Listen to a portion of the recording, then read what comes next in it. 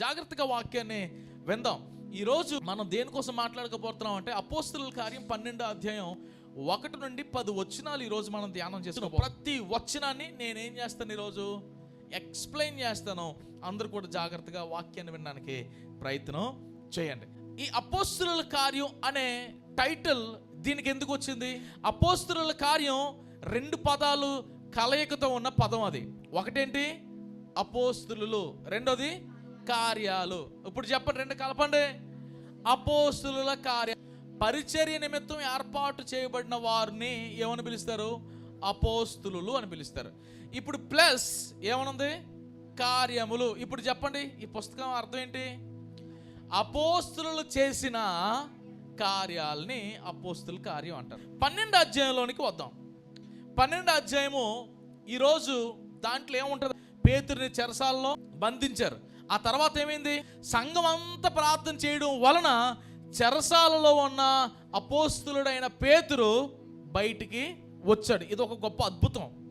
అయితే అద్భుతాన్ని లోతుగా ఆలోచన చేద్దాం. ఒక్కొక్క వచనాన్ని ఈ రోజు నేను మీకు ఎక్స్ప్లెయిన్ చేస్తాను. నెంబర్ 1, అపోస్తలుల కార్యం 12వ అధ్యాయము మొదటి వచనం. దాదాపు అదే కాలమందు రాజైన హేరోదు సంఘపు వారిలో కొందరిని బాధ పెట్టుటకు బలత్కారముగా పట్టుకొని, జాగ్రత్తగా వినండి, దాదాపు అదే కాలమున, ఏ కాలం? అపోస్తలుల కాలం. కరెక్ట్. యేసు ప్రభువారు దేవుడు అని పిలవంటే నిన్ను కొట్టేవారు, నిన్ను చంపేవారు. ఆ కాలములో ఈ హేరోదు రాజు సంఘపు వారిని కొంతమందిని బాధ పెట్టడానికి, వారిని చంపడానికి పట్టుకొని జైల్లో వేయడం, వాళ్ళని కుక్కను కొట్టినట్లు కొట్టడం, కొన్ని రోజుల తర్వాత వాళ్ళని ఏం చేసేవాడు? చంపడం. ఇదే పని రాజుది. భయంకరమైన పర్సిక్యూషన్ జరుగుతున్న రోజులవి. యేసు ప్రభు పేరు ఎత్తారా, వాళ్ళు ఏం చేసేవారు? అక్కడికక్కడే నరికి చంపేసేవారు. అలాంటి రోజులు. ఆ కాలమందునే దాదాపు రాజైన హేరోదు. ఈ హేరోదు అనే పేరు ఎప్పుడు విన్నారా మీరు? ఎవరు ఈ హేరోదు? రాజు అంటే ఎవరు? ఎక్కడ విన్నారు ఈ పేరు? ముందు చెప్తాను చూడండి. ఇతని పూర్తి పేరు హేరోద్ అగ్రిప్పా I. ఇతను ఎవరో తెలుసా? ఏ హేరోద్ అయితే యేసుప్రభు వారు పుట్టిన వెంటనే 2 సంవత్సరాలు పిల్లలు కలిగిన వాళ్ళందరినీ కూడా మీరు ఏం చేయండి? చంపండి అన్నాడా? వాళ్ళ మనవడు ఎవరు? ఈ హేరోద్ అగ్రిప్పా. ఇక్కడ కూడా ఏం చేస్తున్నాడు? ఇంక వీళ్ళు మొత్తం ఫ్యామిలీ అంత మనుషులు చంపడంతో అయిపోయినట్టుంది. ఓకే, మీకు క్లారిటీ వచ్చింది కదా? అది 1వ వచనం. ఈ హేరోద్ ఏం చేసేవాడండి అంటే, యేసు ప్రభు వారిని వెంబడించిన వారందరినీ కూడా భయంకరమైన చిత్రహింసలు చేసి చంపుతూ ఉండేవాడు. 2వ వచనం. యోహాను సహోదరుడైన యాకోబును ఖడ్గముతో చంపెను. ఈ 2వ వచనంలో ఈ హేరోదు చేసిన భయంకరమైన పని ఏంటో తెలుసా? అలాంటి పర్సిక్యూషన్ టైంలో యేసు ప్రభు వారి శిష్యుల్లో ఓ శిష్యుడిని పట్టుకున్నాడు. ఆ శిష్యుడి పేరు ఏం పేరంట? యాకోబు. మీకు గుర్తుందా? యేసు ప్రభు వారికి శిష్యులు ఎంతమంది? 12 మంది శిష్యుల్లో యేసు ప్రభు వారికి దగ్గరగా ఉన్న శిష్యులు ఎంతమంది? 3. ఎవరెవరు? యోహాను, పేతురు, యాకోబు. ఇప్పుడు హేరోదు ఎవరిని చంపబోతున్నాడు? యాకోబుని. అంటే యేసు ప్రభు వారికి దగ్గర ఉన్న వాళ్ళని ముందు ఏం చేయబోతున్నాడు? చంపడానికి ప్రయత్నం చేస్తున్న రోజుల్లో యాకోబు హేరోదుకి దొరికేశాడు. పట్టుకొని చిత్రహింసలు చేసి ఏం చేశాడు తెలుసా? చూడండి ఒకసారి. ఖడ్గముతో చంపించెను. ఇదే యాకోబు. మార్కు సువార్త 10వ అధ్యాయం చదివినట్లయితే అప్పుడు యేసుప్రభు వారు ఆయనతో మాట్లాడుతున్న మాట ఏంటో తెలుసా? నేను తాగే పాత్రలో నుండి నువ్వు కూడా తాగాల్సి వస్తుంది యాకోబు అన్నాడు ఒకరోజు. గుర్తుందా మీకు? అంటే దానికి అర్థం ఏంటి? నేను ఎలాగైతే మరణించబోతున్నాను ఈ భూలోకంలో, నువ్వు కూడా అలానే మరణించబోతా ఉన్నావు. నేను ఎలా అయితే శ్రమలు పొందుతున్నానో నువ్వు కూడా అలాగే శ్రమలు పొందబోతా ఉన్నావు. తాగుతావా అంటే యాకోబు పాప తెలుసా ఆయనకి? తాగుతాను ప్రభు అన్నాడు. ఇప్పుడు ఏమయ్యాడు? కానీ గుర్తుపెట్టుకోండి, దేవుని కోసం మరణించడంలో ఉన్న తృప్తి ప్రపంచంలో ఎక్కడా లేదు. దేవునికి స్తోత్రం చెప్తాం బిగ్గరగా. హల్లెలూయా. యేసు ప్రభు వారి యొక్క శిష్యుల్లో మొట్టమొదటిసారి హతసాక్షి అయిన వ్యక్తి ఎవరో తెలుసా? యాకోబు. మొట్టమొదట హతసాక్షి స్టెఫెను. కానీ నేనేమన్నాను? యేసు ప్రభు వారి 12 మంది శిష్యుల్లో మొట్టమొదటిసారిగా ఆయన కొరకు సాక్ష్యం చెప్తూ మరణించి చంపబడిన వారిలో యాకోబు మొట్టమొదటి వ్యక్తి. 3వ వచనంలోకి వెళ్దాం. రైట్. ఇక్కడ ఏం జరిగిందంట? ఎప్పుడైతే యాకోబుని హేరోదు చంపేశాడో ఇప్పుడు యూదులందరూ కూడా ఏమంటున్నారు, ఇది యూదులకు ఇష్టమైన కార్యం. ఏ కార్యం? చంపడం యూదులకు ఇష్టం. యేసుప్రభు వారి విశ్వాసుల్ని, యేసుప్రభు వారి యొక్క సంఘాన్ని, యేసుప్రభు వారిని విశ్వసిస్తున్న వారిని చంపడం యూదులకు ఇష్టం. అలా చంపుతూ ఉంటే వాళ్ళు ఏమవుతున్నారు, అక్కడ సంతోషిస్తూ ఉన్నారు. హేరోదు మనుషులను చంపుతూ ఉంటే అది వాళ్ళకి ఏమైందంట, ఇష్టమైంది. ఆ టైంలోనే హేరోదు ఇంకొక శిష్యుణ్ణి పట్టుకున్నాడు. ఎవరో చెప్పనా? యేసుప్రభు వారికి దగ్గర ఉన్న శిష్యులు ఎవరెవరు? యోహాను, పేతురు, యాకోబు. ఆల్రెడీ యాకోబు చంపేశారు. ఇంకో రెండో వ్యక్తిని పట్టుకున్నాడు. ఎవరినే? పేతురుని. మీకు తెలుసా, పేతురు అందరికంటే చాలా పౌరుషమైన వాడు, చాలా యాక్టివ్గా ఉన్నవాడు. అందరూ ఆలోచన చేస్తారు, అసలు పేతురు ఆలోచించాడు, తొందర ఎక్కువ. ఇప్పుడు యేసుప్రభు వారు సమాధులు లేరు అంటే ఎవరు పరిగెత్తుకు తెలుసా? ఫస్ట్ పేతురు పరిగెత్తుకుంటూ పోయాడు. మెల్లగా శిష్యులందరితో కలిసి వెళ్ళొచ్చు కదా అంటే తొందర పౌరుషం ఆయన్ని గొప్ప సేవకుడిగా మార్చింది. దేవునికి స్తోత్రం కలుగును గాక. అదే తొందరలో ఒకరోజు వాక్యం చెప్తూ ఉంటే దగ్గర 3,000 మంది బాప్తిజం పొందుకున్నారు. దేవుడు అంటే అంత తొందర. అందులో శిష్యులందరిలో ఒక మంచి నాయకుడు పాత్రను పోషిస్తూ ఉన్నాడు. ఎవరు? పేతురు. పేతురును పట్టుకునేటప్పటికి మొత్తం సంఘం అంతా ఏమైపోయింది, చల్లబడిపోయింది. కన్నీటి ప్రార్థన చేయడం స్టార్ట్ చేసింది. పేతురును పట్టుకున్నారు కానీ చంపడానికి అవకాశం లేదు. పేతురును పట్టించుకున్నారు, అరెస్ట్ చేస్తారు. ఇంకా నెక్స్ట్ యాకోబు తర్వాత ఎవరిని చంపబోతున్నారు? పేతురును చంపబోతున్నారు. కానీ చంపే ముందు సడన్గా ఆ రోజు పండగ పడిపోయింది. ఏ పండగ? పస్కా పండగ. సాధారణంగా పండగ రోజునంటే ఎవరిని చంపరట, కానీ మిగతా రోజుల్ని అందరినీ చంపేస్తుండడమే. సరే, పేతురును పట్టుకున్నారు, చెరసాలలో వేశారు. చెరసాలలో వేసిన తర్వాత ఆయన కాపలాగా ఎంతమందిని పెట్టారో తెలుసా? చదువు తల్లి. 4 చతుష్టయములు సైనికులను, చతుష్టయముల అనే దగ్గర 200 పైన ఎంతమంది? మొత్తం 14 మంది సెక్యూరిటీ. ఎవరికే? పేతురికి. తాగుపోతాడా, తిరిగిపోతాడా, మర్డర్ చేశాడా, ఎక్కడ దొంగతనం చేశాడా, అంతమంది సెక్యూరిటీ ఎందుకు ఆయనకి? తప్పించుకొని పోతాడేమని భయం. ఒక్కసారి పట్టుకుంటే సేవకుడిని ఏం చేయాలా, చంపాలా అని రాజు నిర్ణయించుకొని పేతురుని అరెస్ట్ చేసి అంతమందిని ఏం చేశాడు, కాపలాగా పెట్టాడు. 5వ వచనం చూడండి, చాలా పవర్ఫుల్ మాట. పేతురు చెరసాల్చబడెను, సంఘమైతే అతని కొరకు అత్యాశక్తితో దేవునికి ప్రార్థన చేయించు ఉండెను. దేవునికి స్తోత్రం చెప్దాం పైగా. హల్లెలూయా. జాగ్రత్తగానండి. ఇక్కడ పేతురుని సంఖ్యలతో బంధించారు. 14 మందిని మొత్తం ఆయన దగ్గర కూర్చుని పెట్టించారు. 3 ద్వారాలు దాటితేనే కానీ పేతురు రాలేనంత లోతైన చెరసాలలో పేతురుని బంధించినప్పటికీ కూడా బయట సంఘం ఏం చేస్తుంది, ప్రార్థన చేస్తూ ఉంది. హేరోదు రాజు యొక్క బలం ఏంటో తెలుసా? అక్కడ అధికారం. హేరోదు రాజు యొక్క బలం ఏంటి? చెరసాల. హేరోదు రాజు యొక్క బలం ఏంటి? సంకెళ్ళు. హేరోదు రాజు యొక్క బలం ఏంటి? సైనికులు. హేరోదు రాజు యొక్క బలం ఏంటి? రాజ్యతనం. ఇవన్నీ బలాలు ఉన్నాయి. కానీ బయట నా సంఘం యొక్క బలం ఏంటో తెలుసా? ప్రార్థన. దేవునికి స్తోత్రం చెప్తాం పైగా. హల్లెలూయా. నువ్వు మొత్తం ఈ ప్రపంచానికి రాజు కావచ్చు, నీ దగ్గర చాలా బలాలు ఉండొచ్చు, అధికారాలు ఉండొచ్చు, కానీ నా దగ్గర ఉన్నదేంటో తెలుసా? ఓ చిన్న ప్రార్థన. ఈ బలం ఆ బలము కంటే శక్తివంతమైనదే. సంఘం ప్రార్థన చేస్తేనే సేవకుడు ఇక్కడ నిలబడతాడు.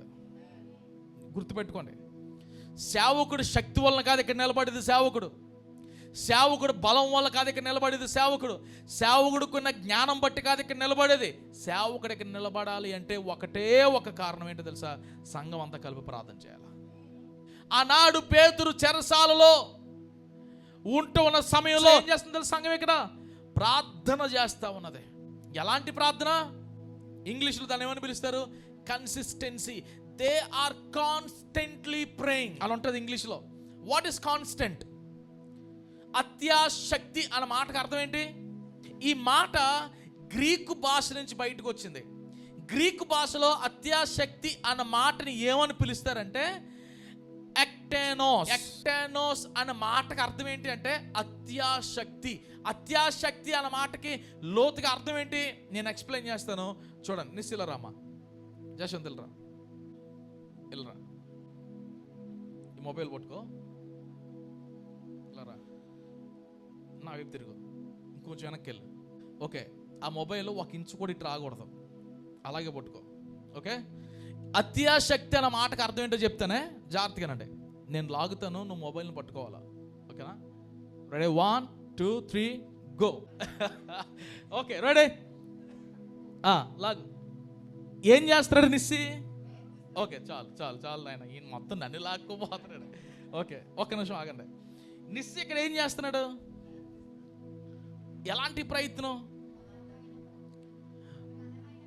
ఎలాంటి ప్రయత్నం అంటే ఇంకా ఆయనకున్న శక్తి అంతా ఉపయోగించి ఏం చేద్దాం అనుకుంటున్నాడు?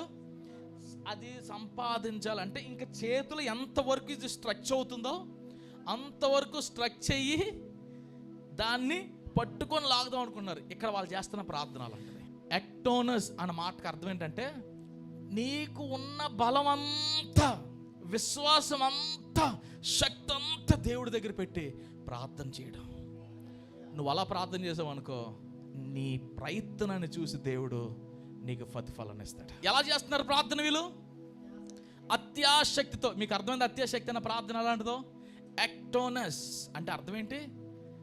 దీన్ని మెడికల్ టెర్మినాలజీలో వాడుతుంటారు, stretching of muscle to it's limits. అంటే ఇంక మజిల్ ఎంతవరకు వెళ్తుందో అంతవరకు స్ట్రెచ్ చేసి సంపాదించుకో. వాళ్ళు అక్కడ సంఘం చేస్తున్న ప్రార్థన అలాంటిది. ఎలాగన్నా మా సేవకుని మేము కాపాడుకోవాలా, ఎలాగన్నా మా సేవకుని ఆ యొక్క చెరసాల నుంచి రక్షించుకోవాలా అని ప్రార్థన చేస్తున్నారు. మన ప్రార్థనకి వాళ్ళ ప్రార్థనకి తేడా ఏంటంటే, మనం చేస్తాం కొన్నిసార్లు కొంతమంది ప్రార్థనలో నిద్రపోతూ ఉంటారు. అమ్మా లేగమ్మా లేగమ్మా అంటూ ఉండాలా. కొంతమంది ప్రార్థన చేస్తారు చిరాకు వచ్చి వదిలేస్తుంటారు. కానీ నువ్వు చేసే ప్రార్థన ఎలాగ ఉండాలి తెలుసా? ఎక్టోనియస్ లాగా ఉండాలి. అంటే సాధ్యమైనంత వరకు స్ట్రెచ్ చేసి దేవుడి దగ్గర సంపాదించుకోవడం ప్రయత్నం చేయాలి. ఎప్పుడైతే నువ్వు అలా చేస్తావో ప్రార్థన, ఆ ప్రార్థనకి ఫలితం 120% తగ్గుద్ది. నా మీద వారు స్తోత్రం చెప్తాం బిగ్గరగా హల్లెలూయా. ఇప్పుడు 6వ వచనానికి వెళ్దాం. చూడండి, నెక్స్ట్ హేరోదు పస్కా పండుగ అయిపోయింది. 5వ వచనం పూర్తి అయ్యేటప్పటికి పస్కా పండుగ అయిపోయింది. 6వ వచనం ఆ ముందు రాత్రి అనౌన్స్మెంట్ చేస్తున్నారు, పేతురు అనబడిన వ్యక్తి రేపు నీకు ఏంటి శిక్ష, మరణ శిక్ష. ఇక్కడ మనకి ఎవరైనా జైలుకి వెళ్ళారా? అయ్యి బాబు, మా సంఘస్థులు అందరూ చాలా మంచివాళ్ళండి. నేను వెళ్ళాను జైలుకు 4 సార్లు. అమ్మా తప్పు చేసి కాదు, ఆ జైల్లో ఉన్న ఖైదీలకి సువార్త చెప్పడానికి 4 సార్లు వెళ్ళాను. భయంకరమైన విషయం ఏంటంటే, ప్రతిరోజు మన కుటుంబం గుర్తొస్తుంది. ప్రతిరోజు నువ్వు చేసిన తప్పు గుర్తొస్తుంటుంది. అనవసరంగా చేశానా, నన్ను కౌగిలించుకుని ఏడ్చిన వాళ్ళు చాలామంది ఉన్నారు. అక్కడ కొంతమందికి అనౌన్స్మెంట్ చేస్తారు, రేపు ఎవరిదైనా ఉరి శిక్ష ఉందనుకోండి, ఈరోజు అనౌన్స్మెంట్ చేస్తారు, రేపు సో అండ్ సో పర్సన్ ఏం చేస్తున్నాం మేము, ఊరి తీస్తున్నాం. చెప్పండి, ఆ రాత్రి వాడికి నిద్ర వస్తుందా? ఆ ప్లేస్లో మనం ఉంటే నిద్ర వస్తుందా? ఏంటి ఇంటి రెంట కట్టకపోతే మనకు నిద్ర రాదు. నిజమే, నేను జోక్ చేయట్లే.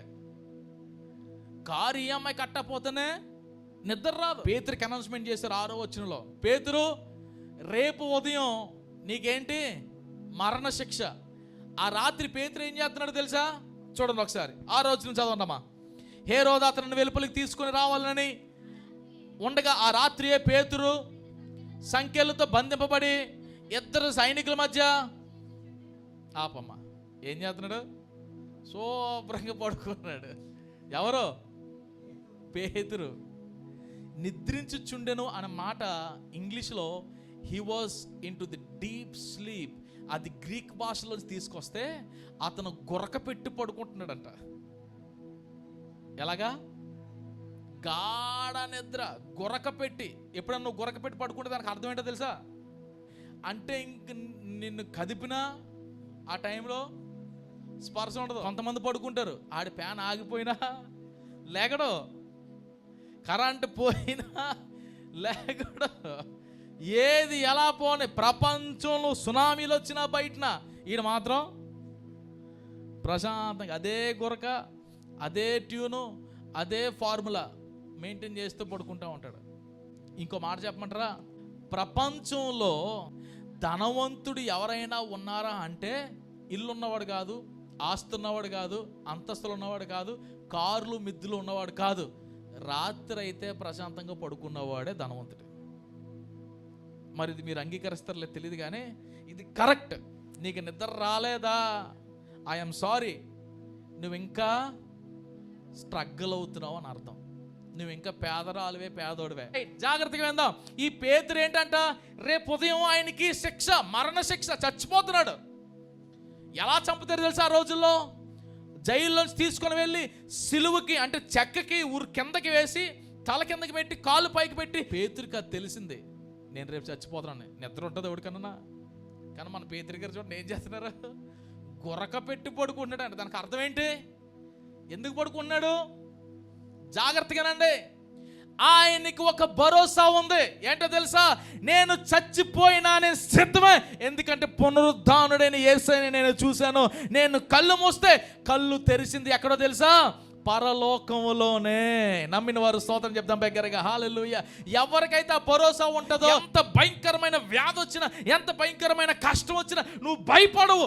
ఎందుకంటే నువ్వు ఈ లోకంలో మరణించే నెక్స్ట్ మూమెంటే పరలోకంలో అడుగు పెడతానన్న నమ్మకం నీకు ఉంటుంది.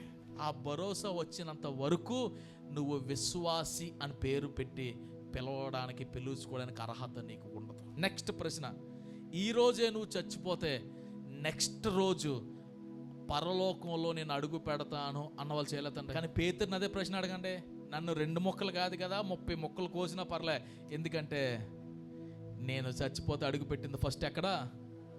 మీరు మరణం కోసం చూస్తున్నారు, నేను మరణం తర్వాత ఉన్న జీవం కోసం చూస్తున్నాను అంటాడు పేతురు. దేవునికి స్తోత్రం కలుగును గాక. అది పేతురు యొక్క సంగతే. ఏం చేస్తున్నాడు? నిద్రపోతున్నాడంట. 7వ వచనం, ప్రభు దూత అతని దగ్గరకు నిలిచెను, అతడు ఉండిన గదిలో వెలుగు ప్రకాశించెను. దూత పేతురు ప్రక్కన తట్టి, పేతురు ఎలా నిద్రపోతున్నాడు తెలుసా? దేవుని దూత వచ్చి లేపుతుందంట. పేతురు నువ్వు లెగిన ఆయన చూసారు అక్కడ ఏముందో, ఎంత ప్రశాంతంగా ఉందో జీవితం ఆయనకి. ఎవరైతే క్రీస్తులు ఉంటారో వాళ్ళు చెప్పే మాట అంటే తెలుసా? చావైతే లాభమే. బ్రతికితే క్రీస్తు కోసం బ్రతుకుతాం, చచ్చిపోతే దేవుని కోసమే మరణిస్తాం. అలాంటి తీర్మానం ఉన్నవాడే ఇంత ప్రశాంతంగా నిద్రపోతాడు. ఆఖరికి దేవుడితో వచ్చి పేతురు నువ్వు లే అన్నంత వరకు ఆయన లేకలేదంటే చూడండి ఎంతలా నిద్రపోతున్నాడు. లేపి ఏం చేసిందంట? సంకెళ్ళు అతని నుండి ఏమైపోయినాయంట? ఊడి పడిపోయిన. దేవునికి స్తోత్రం చెప్తాం బిగ్గరగా, హల్లెలూయా. మీకు అర్థమవుతుందా? ఎప్పుడైతే సంఘం ప్రార్థన చేస్తూ ఉందో, ఇప్పుడు మన కాన్సెప్ట్లోకి వస్తున్నాం, జాగ్రత్తగానండి. సంఘం ఎప్పుడైతే బయటను ప్రార్థన చేస్తుందో, ఈ సంఘం చేస్తున్న ప్రార్థన పరలోకాన్ని షేక్ చేస్తూ ఉంది. అక్కడ సంఘం చేస్తున్న ప్రార్థన దేవుని యొక్క సింహాసనాన్ని కుదిపేస్తూ ఉంది. దేవుడు ఉండలేకపోతా ఉన్నాడు, పరలోకం ఉండలేకపోతా ఉంది. అక్కడి నుంచి దేవుడు దూతలు పంపించే ఎక్కడికి? ఏ చెరసాలలో అయితే పేతురు ఉన్నాడో ఆ ప్రాంతానికి పంపించినాయి. ఎందుకు? సంఘం బయటన ప్రార్థన చేస్తుంది. ఏ సంఘం అయితే ప్రార్థన చేస్తుందో ఆ సంఘంలో దేవుడు కార్యాలు చేస్తాడు. ఏ సంఘం అయితే ప్రార్థన చేస్తుందో ఆ సంఘంలో దేవుడు అద్భుతమైన కార్యాలు చేస్తాడు. అక్కడ సంఘం ప్రార్థన చేస్తూ ఉంటే పరలోకంలో అల్లకోలలో దేవుడు అంటున్నాడు, ఒరే నాయన ఆ జైల్లో ఉన్నాడు, త్వరగా ఏం చేయండి, బయట తీసిరండి, లేకపోతే వీళ్ళు ప్రార్థనలో లెగరు. మీకు అర్థమైంది వాళ్ళు ఎలాంటి ప్రార్థన చేస్తున్నారు? ఎక్టెనోస్, అత్యాశక్తితో చేస్తున్నారు. దేవుడిని ఇస్తావా లేదా అనే టైప్లో ప్రార్థన చేస్తున్నారు. అందుకే దేవుడు పరలోకం నుంచి దూతను పంపించి ఏం చేస్తున్నాడు? పేతురుని తీసుకొద్దామని చెప్పేసి వెళ్తూ ఉంటే ఆటోమేటిక్గా అతనికి కట్టబడిన సంఖ్యలన్నీ ఏమైపోయినాయంట? తెగిపడిపోయాయి. ఒకవేళ నీకేమన్నా సంఖ్యలు కట్టబడి ఉన్నాయేమో, లోకానుసరణ అలవాట్లని సంఖ్యలు కట్టబడి ఉన్నాయేమో, వ్యసనం అనే సంఖ్యలు కట్టబడి ఉన్నాయేమో, మందు అనే సంఖ్యలు కట్టబడి ఉందేమో, సినిమా సీరియల్ అనే సంఖ్యలు కట్టబడి ఉన్నాయేమో, అనారోగ్యం అనే సంఖ్యలు కట్టబడి ఉన్నాయేమో, సంఖ్యలు తెగిపోయే సమయంలో దేవుడు నిన్ను నన్ను నడిపించబోతా ఉన్నాడు. స్తోత్రం చెప్తాం బిగ్గరగా, హల్లెలూయా. తర్వాత ఏమైంది? 8వ వచనం, అప్పుడు దూత అతనితో నీవు నడుము కట్టుకొని చెప్పులు తొడుగుకోమనేను. ఒక్క నిమిషం ఆగమ్మ. మరలా ఏమంటుంది దూత? సరే సంఖ్యలు ఊడిపోయాయి, ఇప్పుడు ఏమంటుంది? నువ్వు అర్జెంటుగా లేచి నడుము కట్టుకో. రెండోది, ఎందుకు చెప్పులు వేసుకోమంట? మన సారు చెప్పులు వేసుకుని ఇంటికి వెళ్ళారు. బయటన చెప్పులు విడిచిపెట్టారు. లేదు నేను చెప్పులు విడిచిపెట్టనని చెప్పి ఇంట్లోకి వేసుకెళ్ళిపోయాడు అనుకోండి. ఏ స్పీడ్లో అయితే వెళ్ళాడు ఆయన, అదే స్పీడ్లో మళ్ళీ ఏమవుతాడు, బయటికి రావాలి, తప్పదు. లేదు నేను చాలా కాస్ట్ పెట్టి ఎక్కడ కొనుక్కున్నాను చెప్పులు, డీమార్ట్లో కొనుక్కున్నాను, దగ్గర బాటాలో కొనుక్కున్నాను, 2000 పెట్టాను, నేను ఇంట్లో తీసుకురాపోవడం ఏంటని నువ్వు లోపల వేసుకుని వెళ్ళు. అదే చెప్పుతో మనకేమవుద్ది, దెబ్బలు పడతాయి. ఎందుకు అంత శ్రమ, ఎందుకు మనకి? ఆ చెప్పులు బయటను వదిలేస్తే పాదాలు క్షేమంగా ఉంటాయి, లేకపోతే పాదాలకి దెబ్బ, చంప దెబ్బ, మొత్తం ఎక్కడ గ్యాప్ కనబడితే అక్కడ కొడతారు ఆడవాళ్ళు. దేవుడు వాళ్ళు దీవించిన కాక. రైట్, చెప్పులు తీసి లోపలికి వెళ్తాం. మరలా చెప్పులు ఎప్పుడు వేసుకుంటాం మనం? కరెక్ట్గా వెళ్ళాలంటే ఏం పడాలి మనకి? పని పడాలి. స్కూలో, కాలేజో, ఆటో, బస్సో, లేదంటే ఊరు వెళ్ళడమో, హాస్పిటల్కి వెళ్ళడం, ఏదోలాగా పని ఉంటేనే కానీ బయటకు వెళ్తాం. కానీ పని లేకపోతే మనం బయటకు ఎందుకు వెళ్తాం? మీకు అర్థమైందా? ఇప్పుడు ఆలోచించేయండి. దేవుని దూత పేతురుతో అన్నాడు, అర్జెంటుగా చెప్పులు వేసుకో. అర్థం ఏంటి? నీతో ఇంకా నాకు పని ఉంది. స్తోత్రం చెప్తాం బిగ్గరగా, హల్లెలూయా. నీతో నాకు ఇంకా పని ఉంది. నీతో పని అయిపోలేదు, నువ్వు చెప్పులు వేసుకో. నీతో ఇంకా చాలా పెద్ద పని ఉంది. అనేక మందిని నా దగ్గరికి తీసుకొని వచ్చే బాధ్యత నీ మీద పెట్టాను, నువ్వు చెప్పులు వేసుకో. దర్శనం వచ్చిందేమో అనుకుంటున్నాడు ఆయన, ఇంకా నా కళ్ళ జరుగుతుందేమో అనుకుంటున్నాడు. అంత ఆ పదవి వచ్చిన చూడండి ఒకసారి. మొదటి కావలి వారిని, రెండవ కావలిని దాటి పట్టణమునకు పోవు ఇనుప గవిని యొద్దకు వచ్చినప్పుడు అక్కడ ఆపు. సంఖ్యలు విడిపోయాయి. ఆల్రెడీ అక్కడ ఒక అద్భుతం జరిగిపోయింది. నడుం కట్టాడు, ఏం వేసుకున్నాడు? కాళ్ళకి చెప్పులు వేసుకున్నాడు, రెడీ. ఎక్కడికి? బయటికి. చేయి పట్టుకున్నాడు దూత. వస్తూ ఉంటే ఓ పెద్ద గేట్ వచ్చింది, చాలా పెద్ద గేటు, ఐరన్ గేట్ అంట. అది ఇనప గవి. పేతురు అడుగుతున్నాడంట, సార్ ఎక్కడ దాకా తీసుకొచ్చారు, మరి ఎక్కడైతే నా పరిస్థితి అంటే, కంగారు పడుకో, నన్ను పంపించింది ఎవరు? ప్రభువే పంపించాడు. ఆయన చూసుకుంటారన్న సమయంలో 10వ వచనంలో చివరిలో మాట ఉంటుంది చూడండి, దానంతటా అదే వారికి తెరుచుకోనేను. స్తోత్రం చెప్తాం బిగ్గరగా, హల్లెలూయా. ఇంకా సంతోషంగా హల్లెలూయా. మీకు అర్థమవుతుంది నేనేం చెప్తున్నాను? కొన్నిసార్లు నీ జీవితంలో నువ్వు బయటికి రాలేనంత భయంకరమైన గేట్లు ఉండిపోయాయా? నువ్వు టెన్షన్ పడుతున్నావా? అది ఎవరు తెరుస్తారో, ఎప్పుడు తెరవబడుతుందో, నేను ఎప్పుడు బయటపడతానో, ఈ అప్పుల బాధ నుంచి ఎప్పుడు బయటపడతానో, ఈ అనారోగ్య బాధ నుంచి ఎప్పుడు బయటపడతానో, ఈ జైల్లో నుంచి ఎప్పుడు బయటపడతానో, ఈ చెరసాల నుంచి ఎప్పుడు బయటపడతానో, నా అప్పుల బాధ నుంచి ఎప్పుడు బయటపడతానో, నా అన్యాయపు బ్రతుకు నుంచి ఎప్పుడు బాధపడతానో, నా యొక్క కుటుంబ సమస్యల నుంచి ఎప్పుడు బాధపడతానో నువ్వు ఆలోచన చేస్తున్నావా? దేవుడు ఆ గవినిని, ఆ ద్వారాన్ని తెరవడానికి సిద్ధంగా ఉన్నాడు. నువ్వు కూడా బయటకు వెళ్ళని సిద్ధంగా ఉండు. దేవునికి స్తోత్రం కలుగును గాక. నేను అంటాను, కొన్నిసార్లు నీకు ద్వారాలు మూయబడిన ద్వారాలన్నీ కూడా దేవుడి నీ పక్కన ఉంటే ఆటోమేటిక్గా తెరవబడతాయి. నమ్మిన వారు స్తోత్రం చెప్తాం. నీతో పాటు దేవుడు ఉన్నాడంటే ప్రక్కన, అది ఎంత పెద్ద ద్వారం అయినా, అది ఎంత భయంకరమైన ద్వారం అయినా, అది నీ కొరకు ఆటోమేటిక్గా ఏమవుతుందంట? తెరవబడుతుంది. ఇదంతా ఎందుకు జరుగుతుంది తెలుసా? సంఘం కలిసి ప్రార్థన చేస్తున్నారు. సంఘం ఎప్పుడైతే కలిపి ప్రార్థన చేస్తుందో, సంఘం చేసే ప్రార్థన దేవుని యొక్క సింహాసనాన్ని కుదిపేస్తుంది. సంఘం చేసే ప్రార్థన పరలోక రాజ్యాన్ని షేక్ చేస్తుంది. సంఘం కలిసి ప్రార్థన చేస్తే చెరసాల బద్దలైంది. సంఘంగా కలిసి ప్రార్థన చేస్తే సంఖ్యలు విడిపోయాయి. సంఘంగా కలిసి ప్రార్థన చేస్తే ఆ ఐరన్ గవిని కూడా ఏమైందంట? ద్వారం కూడా, ఐరన్ గేటు కూడా తెరవబడ్డది. మరి మన సంఘం ఎప్పుడైతే మనం కలిసి ప్రార్థన చేస్తామో, ముయ్యబడిన ద్వారాలన్నీ కూడా తెరవబడతాయి. ఇదే దేవుని యొక్క వాక్కు. పేతురు షాక్ అయిపోయాడు. ఏంది ప్రభువా, నన్ను ఎందుకు రక్షించావు అంటే, దేవుడు అంటాడు, నీ కాళ్ళకి నేను ఏమి ఇచ్చాను? ఆల్రెడీ చెప్పులు. అంటే దానికి అర్థం ఏంటి? పని ఇచ్చాను నేను నీకు, నువ్వు ఇంకా పని చేయాలా.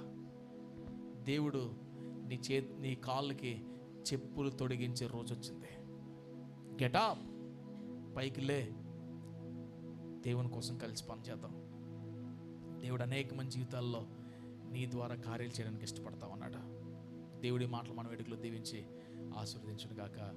ఆమేన్.